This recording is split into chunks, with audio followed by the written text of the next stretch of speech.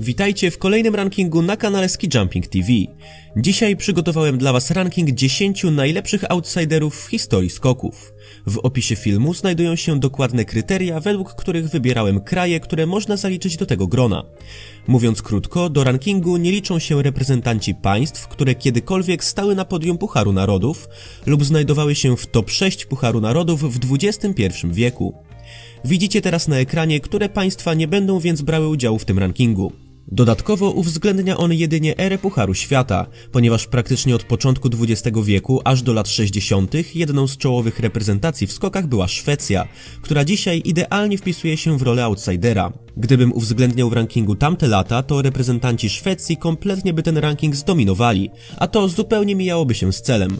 Tak więc skoro znamy już wszystkie kryteria, to przejdźmy do zestawienia. Ranking na miejscu 10 rozpoczyna ex aequo aż 3 zawodników z 3 różnych państw. Każdy z nich zgromadził na swoje konto 3 punkty. Jednym z tej trójki jest Bułgar Władimir Zograwski. Cały dorobek punktowy do tego rankingu zawdzięcza złotemu medalowi Mistrzostw Świata Juniorów z 2011 roku. Jednak w Pucharze Świata Bułgar również radzi sobie bardzo przyzwoicie już od wielu lat.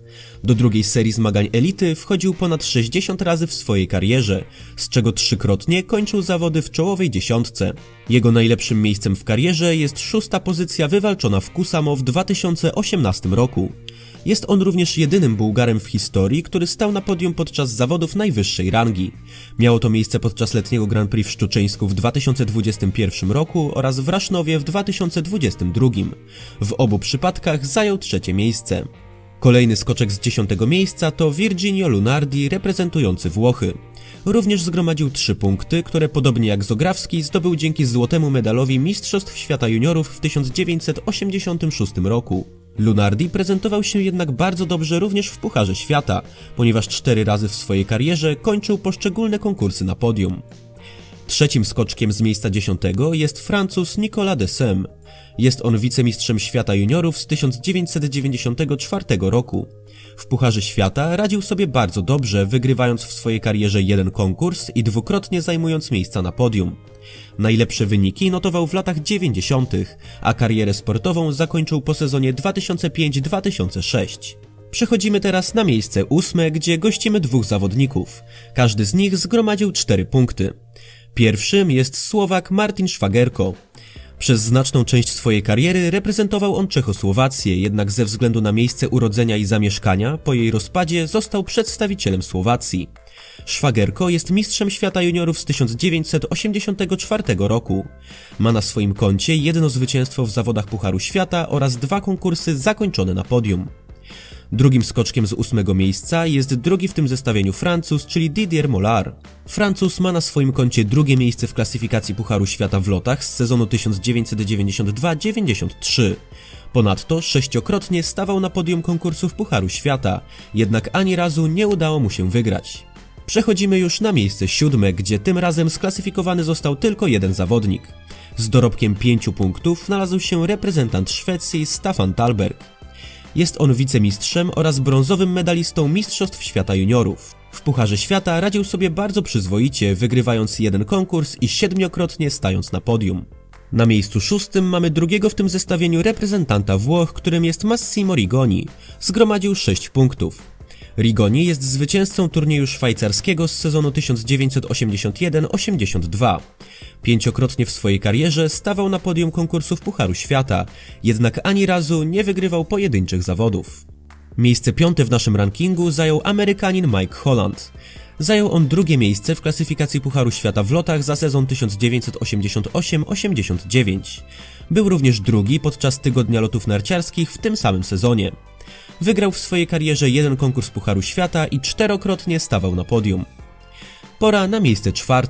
Tuż za podium naszego zestawienia, ze znacznie lepszym dorobkiem punktowym, znalazł się Kanadyjczyk Steve Collins, który zgromadził dokładnie 15 punktów.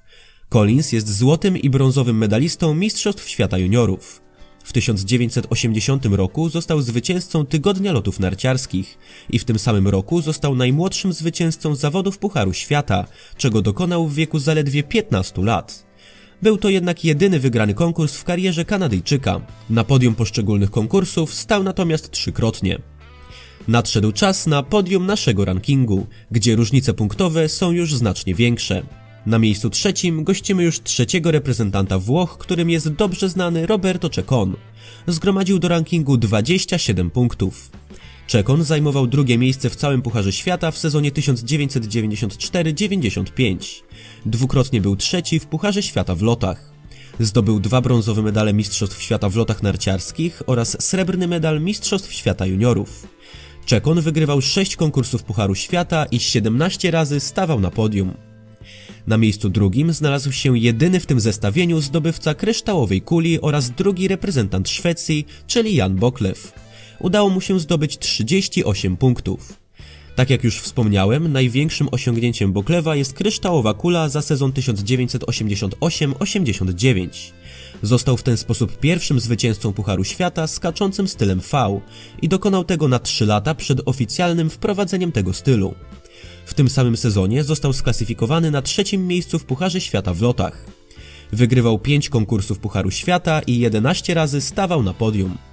No i został nam już tylko zwycięzca rankingu, drugi w tym zestawieniu Kanadyjczyk, czyli Horst Bulau. Zdobył 44 punkty. Horst Bulau był jednym z najlepszych skoczków pierwszej połowy lat 80.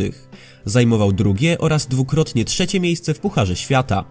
Był również trzeci w Pucharze Świata w lotach oraz w turnieju 4 skoczni, a także drugi podczas tygodnia lotów narciarskich.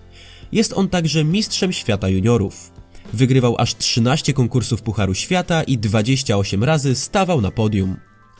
W dzisiejszym filmie to już wszystko. W komentarzach możecie napisać, kto spośród aktywnych skoczków według Was ma potencjał, aby znaleźć się kiedyś w takim rankingu. Tymczasem dziękuję za obejrzenie mojego filmu i zapraszam do oglądania następnych. A na razie, do usłyszenia.